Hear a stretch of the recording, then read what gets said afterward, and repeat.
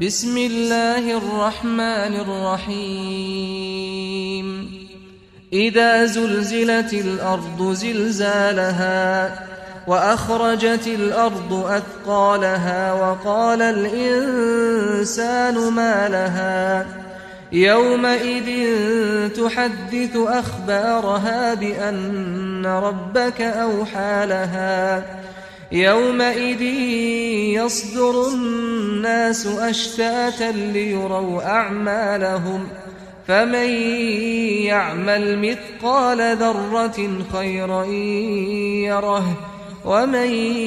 يعمل مثقال ذرة شرا يره. بسم الله الرحمن الرحيم والعاديات ضبحا فالموريات قدحا فالمغيرات صبحا فأثرن به نقعا فوسطن به جمعا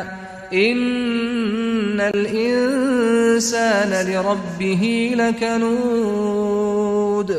وإنه على ذلك لشهيد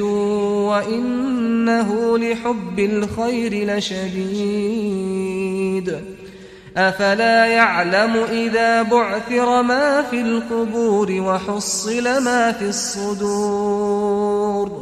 إن ربهم بهم يومئذ لخبير.